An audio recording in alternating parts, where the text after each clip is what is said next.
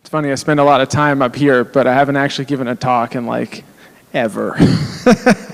So we'll see how this goes. Before we get started, I want to level set about the semantics of this title, and what it is and what it isn't. This is not business basics taught to researchers. This is not the 101 econ that you might get at school or anything like that. From my point of view, what I'm trying to do here today is talk a little bit about what I think the base knowledge should be for a researcher to be able to achieve their potential in their role. And I think this is often not spoken about because sometimes, if we're going to be honest, money is like a little bit of an icky thing, profits, ooh, right? But these are the things that pay our salaries, that make the organizations that we work in work. And so even if you don't like them, I need you to understand them, right? So we're going to talk about the forces that are at play and the mental adjustments that I think a lot of us need to make to find real success in achieving the potential that we have as researchers.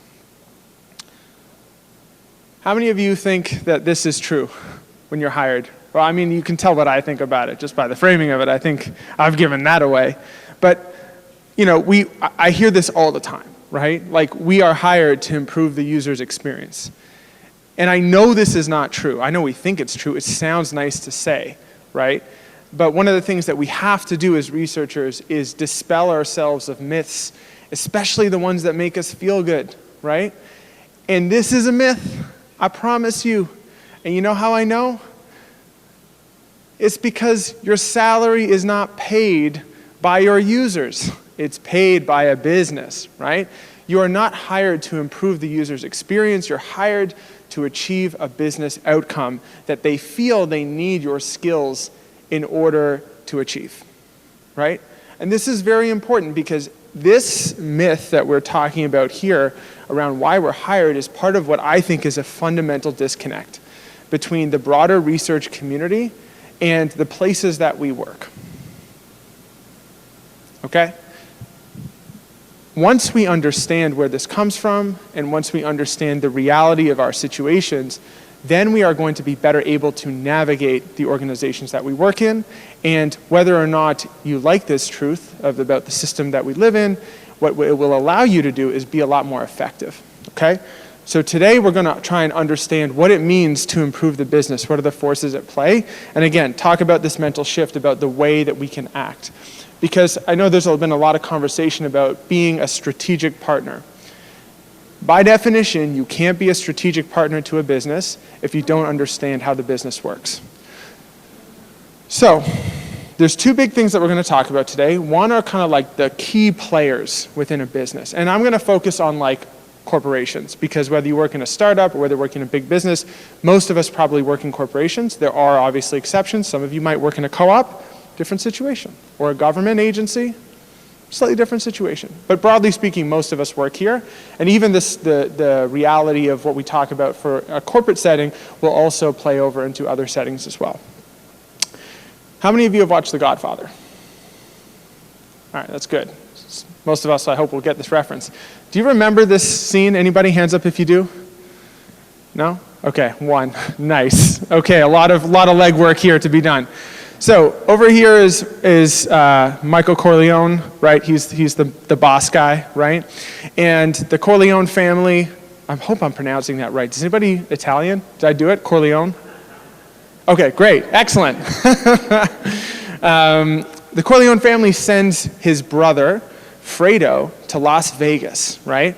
Because, they're a mob family, there's a lot of money floating around in Vegas. We got to get out there, see what's going on, right? And he's hanging out with this guy, Sam Green, who runs a casino, right? And one of the things that happens there is that Fredo and Sam Green are kind of horsing around, and Sam Green kind of roughs him up a bit, right? He says he smacks him around a bit or whatever. Maybe it's playful. Fredo doesn't think it's a big deal, right? At this dinner, they sit down, and Michael asks him about it. Why are you roughing up my brother? Right? Fredo thinks this is not a big deal. This is a huge deal to Michael, right? Because when Fredo was sent to Las Vegas, he represented the family, right? The strength of the Corleone family. He represents their business interests. And if some schmo like Mo Green can rough him up, right? It looks bad on the family, it's bad for business, it degrades their credibility, right? And so what we have here is a fundamental misalignment between what this guy thinks he's doing there, which is, hanging out, making friends, being in Vegas, and what that guy thinks he's doing there, which is you represent the family, right? And again, this is a similar situation to what a lot of the times we have as researchers. We come in here, we're here to improve the user's experience, we're here to represent the user, and that is definitely not what management thinks, right? Think about that. They hire you to help increase your conversion rates on your customer checkout carts, and you're out here talking about wanting to make the experience better. That's not the same thing, right? So again, coming back to dispelling myths, this is, I think, a very interesting kind of story that plays into the same thing, because I can tell you from personal experience, I have worked at places where I have quote-unquote advocated for the user and caused mayhem within the organization by doing that, right? I'm like, hey, this thing doesn't work. They're like, no, we're shipping this thing, right? No, but I'm like, no, it really doesn't work. We don't want to ship that. That's not good, right? Now all of a sudden, the whole product org is like, well, what do we do? This guy says it doesn't work. He's been talking to the users. What do we ship? Meanwhile, maybe at some board meeting, it was promised that this thing was going to get shipped. So me going out there doing research on something that can't be researched or that can't change, right, causes a lot of chaos. This is, again, this thing we need to change. Okay. This is the first thing that we have to understand, right? High level, how our business is structured, what are their goals? Luckily, this is very, very simple, okay? For the purposes of this conversation, there are only 4 players: shareholders, board of directors, management, team. That's you. Okay? Right at the bottom there, right? You're part of the team, right? You do the work. It's a very important role, right? But notice when it comes to the power structure here, where do you sit? You're at the bottom, right? Which means decisions are made here, and then here, and then here, and then that's where you come in, right? You're hired to serve these people, right? Again, you might not like it. I don't care. It's just true. It's the way it goes, right?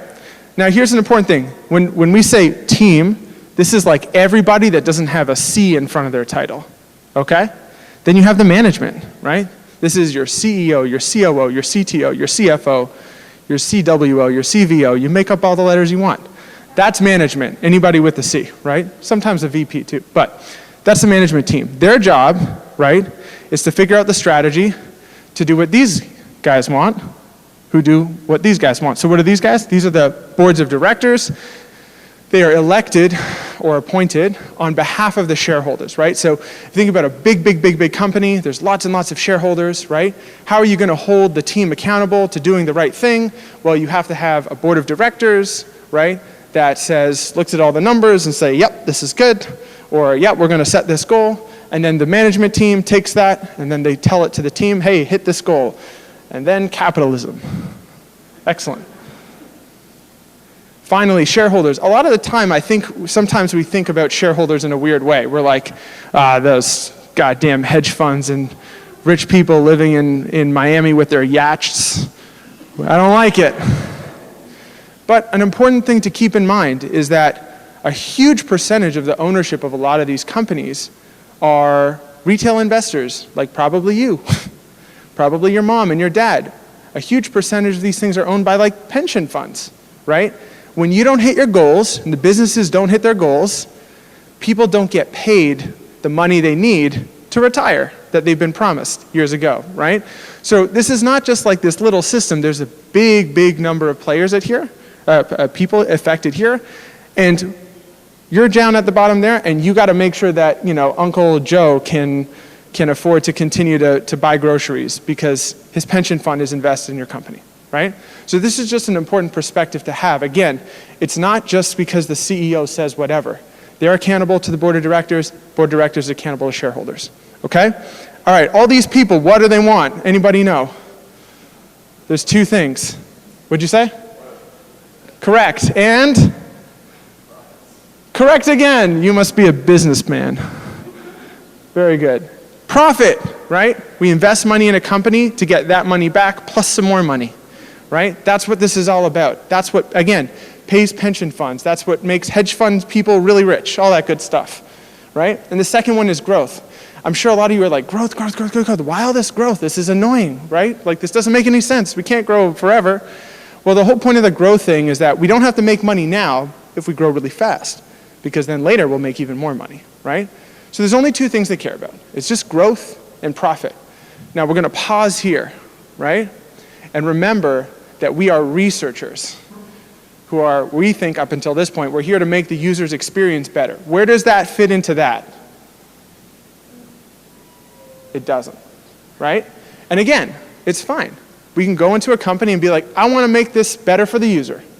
I love that song. That's my favorite song, right? But they don't sing that song, right?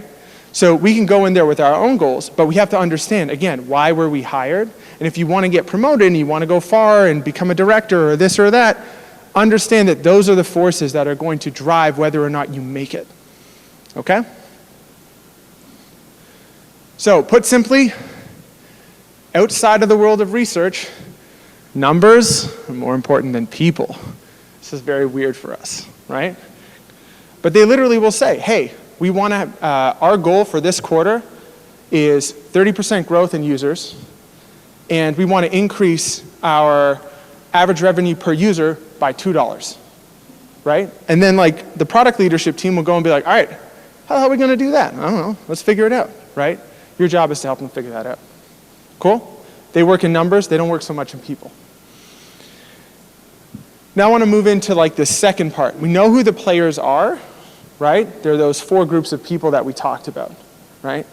So now we're like, we've dispelled ourselves of this myth of why we were hired. We know why we're hired now, right? So the important thing for us to do now is begin this mental shift to understand how they analyze the work that you do. Not just the work that you do, but the work that everyone in the business does, right? And there's a few key frameworks that are really, really helpful that you might not be very familiar with, okay? But if you understand these things, you will understand how the leadership at your organization looks at whether or not you're helping the company succeed, okay? And some of these might be new to you. Some of them will go through in depth, and some are pretty straightforward, so we won't. All right? How many of you know what a conversion funnel is? Cool, most of you. Great. This is like one of the most important things to understand, right? So let's come back. We've been talking about being a strategic partner, a strategic partner, a strategic partner. Understanding this for your company or your product, your feature, like the back of your hand, is one of the most important things that you can do to be a strategic partner. Because this tells you where your work has leverage, right? We'll talk about that more in a second. Not every funnel is the same. They can be constructed. They can be changed. They can evolve. Sometimes we have funnels that are dedicated to specific industries. So this is a common one for the way to think about an e-commerce sales funnel. And this one is a more generic software as a service type of funnel that's pretty popular. This one's called Pirate Metrics. Does anybody know why? Arr, yeah, that's the acronym. Great. Really funny stuff. All right, we'll move on from that. So what do I mean by leverage, right? Let's say you work at a company, and this is what their conversion funnel looks like, from somebody who learns about your product all the way to paid users and referrals to new customers, right? And your product team is trying to think about what to build, right? Where do we think they should focus? Anybody have any ideas? This is an engagement part of the talk. Yes, over there. Pardon me? Yeah, look at this. Look at that. We have a bunch of people signing up and nobody's starting the trial, right? Why? Is that copy? Right? Do they not understand the value proposition? Bad user experience, most definitely. Do they sign up for the wrong reasons? Like, are these not the customers that we can actually serve right now? Right? There's a lot of questions like, why is that happening? But you know who is really well suited to answer that question? I'm looking at him. There you are. Right? But this is the point, right? We talk about strategic partner, strategic partner, strategic partner. I want to be a strategic partner, right? If you don't know the data and you don't know how to think about, again, profit and growth, you won't know that this is the number one place to look, right? What about this one? Where would you focus? This one probably doesn't have only one right answer. Anybody? Who's brave? I see. Yes. Yeah, definitely. We got, first of all, whatever we're doing with this, we are killing it. Here, absolutely smashing it. This is amazing, right? Everyone who pays us tells their friend that's a good business, right? But like here, something wrong, maybe this is good in our industry, maybe not, but definitely an area for improvement. And this one too, right? We have a lot of people starting the trial and nobody paying us. What the hell? You know who could really figure that out?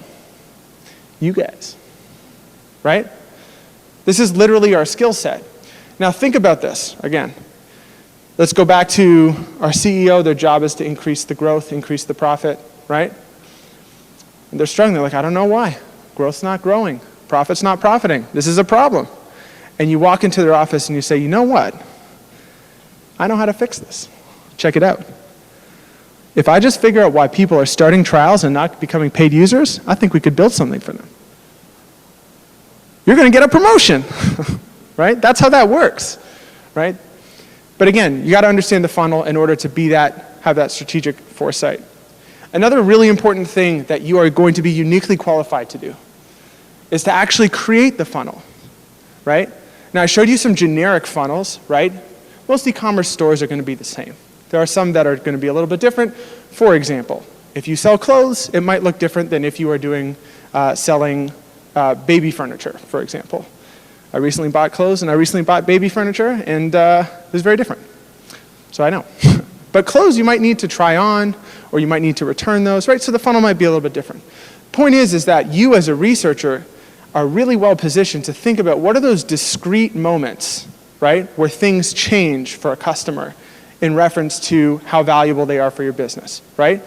So we know, hey, when somebody visits our website for the first time, that's an important moment.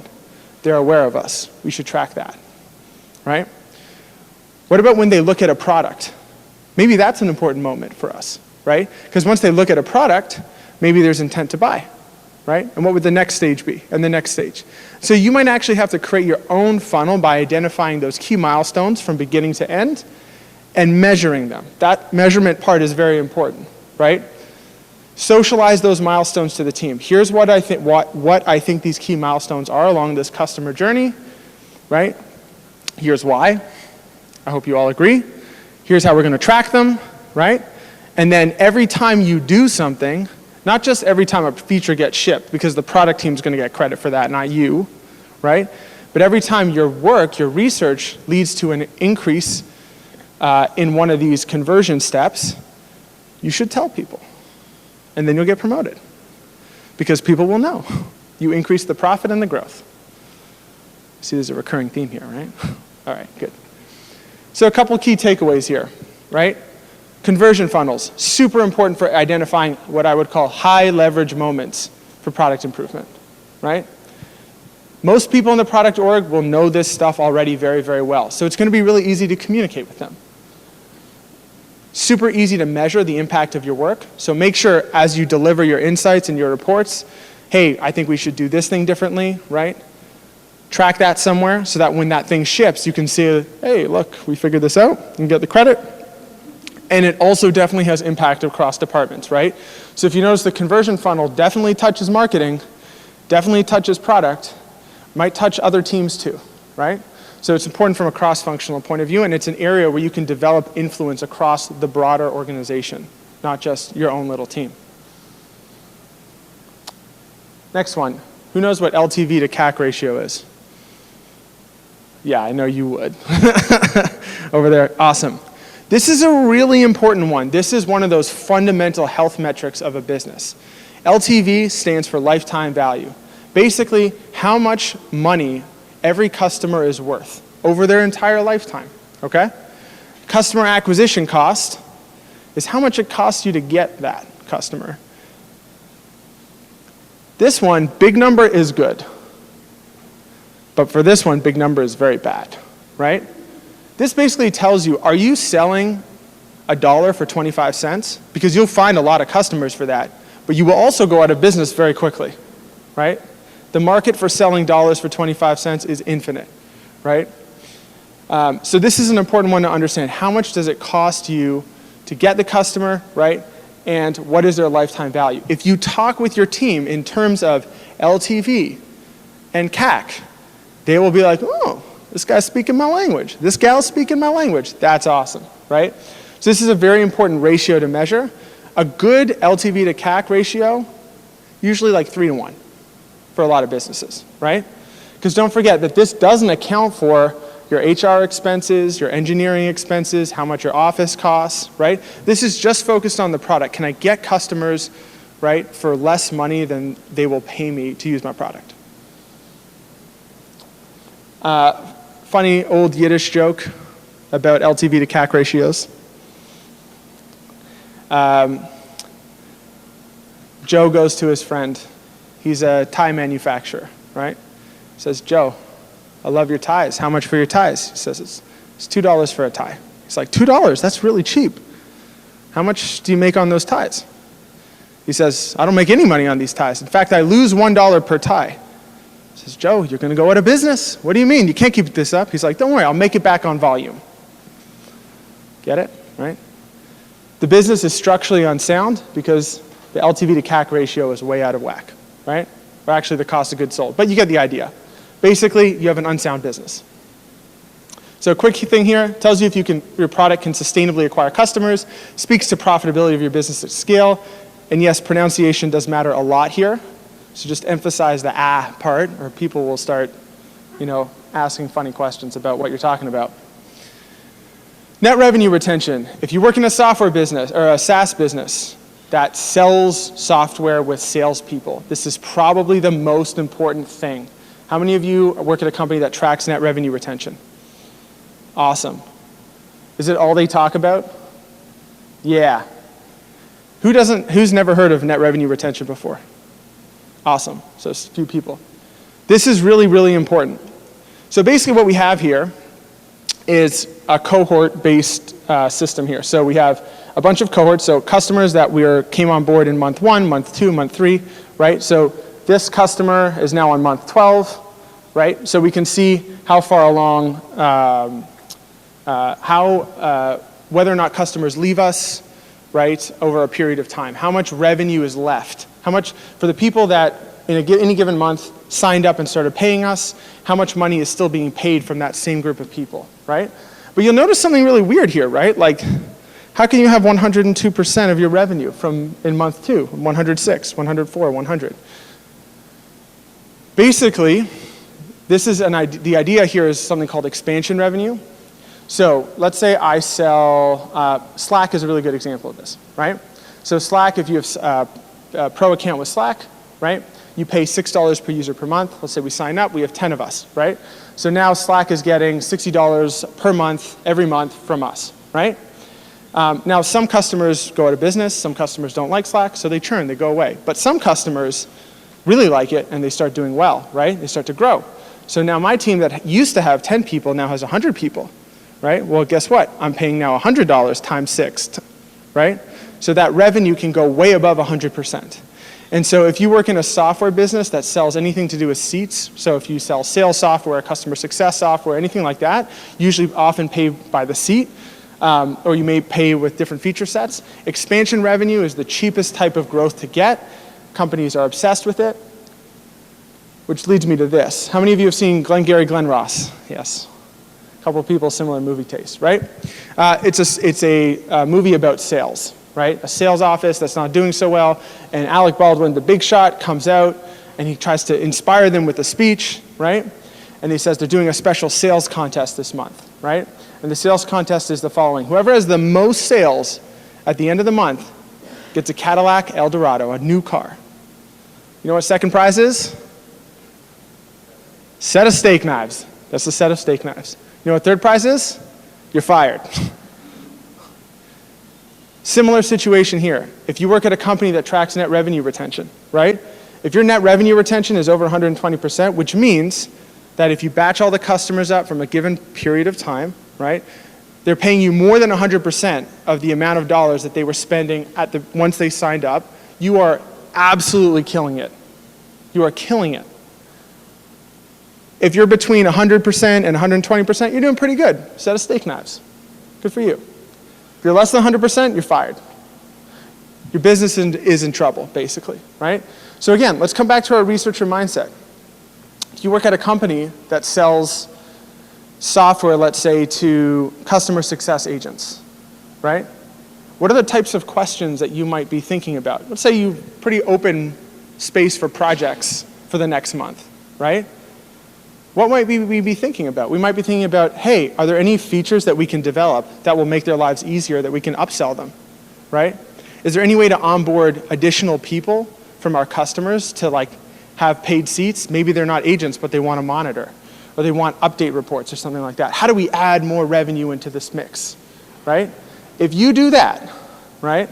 If you improve net revenue retention by 20 points, the CEO will take you for a nice dinner, I promise, and maybe more, right? You might get promoted too, right? This is one of those things that changes the trajectory of businesses. Another one, just a quick one, if you're in e-commerce, right? This is the only one that really matters. How much stuff you sell, and is it going up, right? So if you're in a marketplace type business, generally speaking, the more stuff you sell every month, the more difficult it is for a competitor to come around and eat your lunch, right? Because that means more sellers want to get on board, more buyers know there's more sellers, so more buyers come on board, which attracts more sellers, et cetera, et cetera. eBay is a great example of that. There aren't a lot of other eBays. There's just one eBay, right? There's just one Amazon, because they have huge merchandise volumes. They sell a ton of stuff, and there's no point in even looking anywhere else, because they have all the game in town, right? So we've gone through a few of these things, right? How many of you have talked about these types of metrics before? Right? Few of you, right? But like, this is the most important thing. Again, I know it feels icky talking about money sometimes. I know it feels a little bit weird talking about profit and growth and this and that. But all I'm trying to say is if you want to be a strategic partner, it is an absolute must to understand this stuff. Not all of those numbers are relevant to you, for sure, right?